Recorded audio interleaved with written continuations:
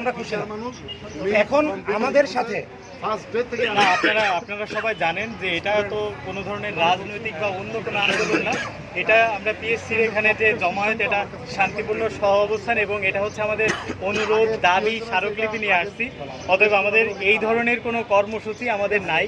আমাদের যদি কোনো আরও দাবি দেওয়া, আরও আবেদন থাকে, সেটার প্রেক্ষিতে আমরা সবসময় আসতে পারি।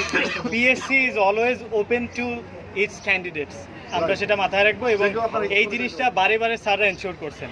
আমি ভাই আপনাদের সামনে অনেকেই আপনারা আমার কথা বলছেন, আপনারা আমার কথা একটু বেশি আস্থা রাখছেন, যেহেতু আমি আগে পরেও গিয়েছি। তো সেইটার ভিত্তিতে আপনাদের কাছে আমি বলছি যে আসলে এটা সবার কাজ, আপনাদের আমার এখানে যারা আছি সবার কাজ, এবং এটা কোনো ধরনের অন্য উদ্দেশ্য দ্বারা প্রভাবিত না। আমাদের উদ্দেশ্য একটাই, সেটা হচ্ছে পিএসসির কাছে আমাদের দাবি দেওয়া। আর পিএসসি জিনিসটা কিন্তু গরুর ঘাস কাটার জন্য না। পিএসসি হচ্ছে আমাদের দেশের প্রশাসন ব্যবস্থায় কর্মকর্তা কর্মচারী নিয়োগের একটা জায়গা।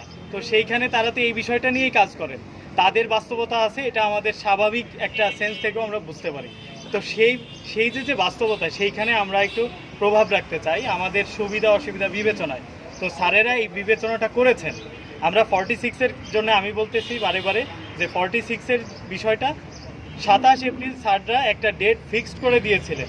সেই ডেটটা আমাদের আবেদনের প্রেক্ষিতে 8 মে চলে গেছে। এরপরে স্যাররা বলছেন এবং একাধিক বিজ্ঞ সদস্য স্যাররা বলছেন যে আমাদের আর কোনো সুযোগ ছিল না।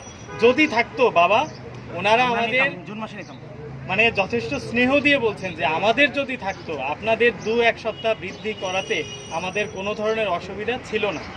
কিন্তু আমাদের বাস্তবতা এটাই, এবং ওনারা এটাও বলেছেন যে আমরা যদি এইভাবে অন্য বছরে চলে যাই, তাহলে দেখা যাবে যে আমাদের কমিশন আপনাদের নিয়োগও দিতে পারবে না। এই বাস্তবতা আপনাদের কাইন্ডলি এটার বিষয়ে আন্তরিক না 46 কে 6 মাসের মধ্যে রেজাল্ট দিবে, এরকম একটা কথা বলছে যে এই আমরা মাসের মধ্যে রেজাল্ট দিবে। ভাই তাহলে 8 মে মোটামুটি শিওর যে সেশন লিখিত হচ্ছে, তাই মানে যারা ক্যান্ডিডেট তারা পড়ালেখা শুরু করবে 8 মে ধরে। 45-এর ব্যাপারে